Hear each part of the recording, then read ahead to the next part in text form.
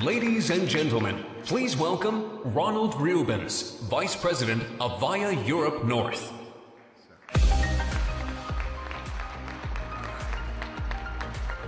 Thank you. Thank you very much. Good morning. Well, it's great to be here. I hope you had a good night last night. This is wonderful. So we'll talk about digital transformation. So what does digital transformation mean in reality? And how does it relate to unified communications and contact center? And what does it have to do with IoT? Well, before we do that, let's look at communication. So communication is all about being present. I think we tend to communicate with devices such as smartphones, tablets, and laptops. And these devices have a few things in common. We're actually moving away from pure voice by adding content. Now you think about laptops, you could generate content, but you could also communicate with these devices. The same is true with smartphones. You can have access to content, but the same device can be used to communicate. And what we see is that communication and content is actually more coming together on devices. Not only content, we also have context. So I think it matters if we are sitting on the beach here in the Atlantis Hotel, or whether we are in a traffic jam in Mumbai, or whether we are in a shopping mall close to the vicinity of a local branch office of your bank. So these things matter because we can get contextual information and bring that into the mix as well. So what we see is an interesting trend where we have content, context, and communication all in single devices. Now, so we're adding voice to content, which I think is a very important thing. And let's look at content in general. There's a lot of content that is being generated by users as we speak. So even if I look at the audience today, I see people taking pictures and putting things on Twitter. And the most amazing thing, if you think about this, is that the amount of information is doubled every 4 days, which is unbelievable. There's so much content that we generate as users, and all this content is being accessible at these devices. Now, so the users are generating content, but another interesting thing is that there is also a lot of content as a result of machine-to-machine interaction. There is a lot of interaction between things and between machines. Just look at this number here, 328 million. So what does that number mean? 328 million devices or things are being added to the internet globally each month, which is unbelievable. And you've heard Nidal talking about 20 billion devices at the end. I think I've seen numbers where, in a few years from now, it's 50 billion devices being connected. But the truth is that there are more devices being connected to the internet than people at the end, which is an amazing thing. So by 2022, a home on average will have 500 smart devices. We believe that in 2025, every vehicle will be connected to the internet. And half of these devices will be used for business users. Now let's look at the devices that we have at home, because it sounds like an awful lot.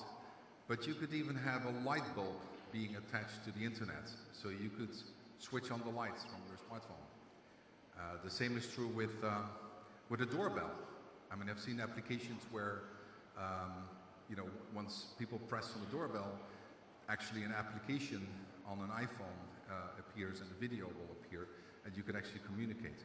Now, the trend here is that a lot of these things will be communication enabled.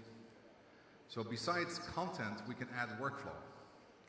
And the interesting thing is that it's not only people that can initiate workflow, but it's also machines that could initiate process and monitor workflow. So this is an amazing trend that is happening in the world today. So what about communication enablement in the UC&C and CC space? Because that's what it's all about. Now, I started this presentation by saying that we have to be present in order to communicate. right? So there is a need for people to be present, and this is where communication enablement comes into place. Now, the industry that we're in is being referred to very often as UC&C, Unified Communication and Collaboration. We have added a lot of collaboration capabilities to our UC solutions, but think about this. There is another trend going on in the industry where collaboration tools are being launched into the market, a lot of software-based tools that allow you to collaborate. And what's happening in the industry today is that UC components will be included into collaboration tools. So it's not only the UC side that is adding collaboration capabilities, but it's also the software environment where we have tools, software tools, that allow us to collaborate and then include the UC component into it. Now, let's look at collaboration a little bit more in detail. And let's start by how we learn at school. And it's actually not fundamentally different compared to 1850, when we were basically listening to a teacher or professor to learn things, right? But the interesting thing is, once you start to learn, you basically, collect all the data, you talk about it with groups, and then you tend to collaborate. So once you get it, you move on and collaborate in smaller groups. So a lot of children, they learn that at the very beginning is that they listen to the professor or to the teacher, they gather together with a small group, and then they can actually add virtual friends as well. So they learn how to collaborate very early on in the stages. And then if you think about 50% of the total population in the world is under 30 years old. And a lot of these kids, what they have in common is that they learn how to work with social media tools. Now, social media tools might be very interesting, and we know how important it is, but in the business world, a lot of social media type of capabilities are being used in the workspace. And that is what the industry refers to as social software. Social software is basically nothing else than tools that allow you to collaborate, to use Facebook type of capabilities into the workspace, to generate wiki pages, for example. But what we see is that the intranets that are appearing today are becoming more organic and more collaborative in nature. And let's think about this. I'm sure that a lot of youth receive lots and lots and lots of emails, right? Email is very important, but it's not very good for collaboration. It is good if you collaborate with one individual, but once you collaborate with 5 or 6 or 7 people, email becomes very ineffective. Because there's different versions of documents, there's different versions of business plans, of PowerPoint slides and so forth. Everybody comments on it, and before you know, you have 200 emails just by collaborating with 5 individuals. So what is happening in the industry is that a lot of social software tools are being used to collaborate. Now, this could be to gather content, as to put together a piece of content, but it could also to basically track issues or to manage projects. A lot of people are managing projects. They work together. Now, and here's the interesting thing. Collaboration very often does not include real-time communications.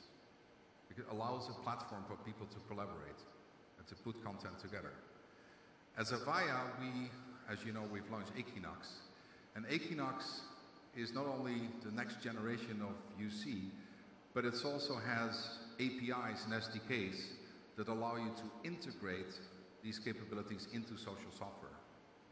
So in other words, to make the social software UC enable it and include the real-time communications aspect of it.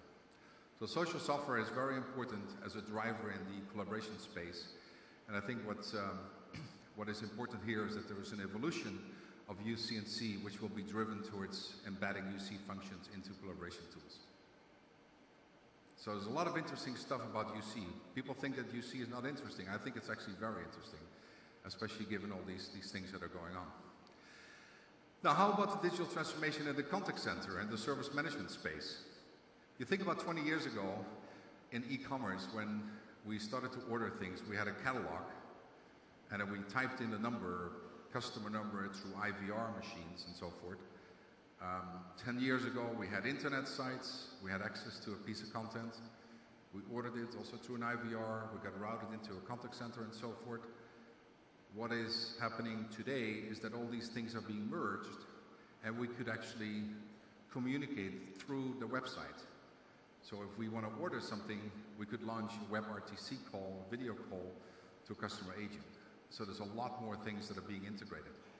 But also, the service management space becomes very important. And it's funny because I usually when I fly to Dubai, I fly Emirates. This time around I flew KLM. What KLM does is you could actually get your boarding pass through Facebook Messenger. So once you receive your Facebook Messenger, what they're now trying to do is to put a button in the boarding pass that says contact us. So in other words, you can contact a person from a boarding pass. Now who would think 10 years ago that we would actually call the contact center through a boarding pass that is being provided electronically? So that shows you that there's a piece of content that we have and that we communication enable that. So which is very interesting. So contact center is also moving towards omni-channel and deeper integration into service management tools, which is a very interesting trend these days. Now, we talked about Internet of Things. By 2020, what we expect is customers will manage 85% of their relationships without human interaction, which is an amazing number. This is not our slide, this is some of the research that was done by Gartner, but 85% of the relationships is done through human interaction. And this is where workflow comes into play. Think about the workflow that's being initiated through machines, through machine-to-machine interaction. So those are all important things. So interaction that is happening, that occurs among things, and there's an exchange of information and workflow. It comes back to the previous point. Once you have to be present, once you have the desire to communicate in real time, this is when communication enablement comes into play. So these are all a lot of interesting things. Now, I started this presentation by saying, let's look at digital transformation into reality. And there's a lot of very interesting examples of digital transformation. Now, let's look at the first example. Let's look at emergency services.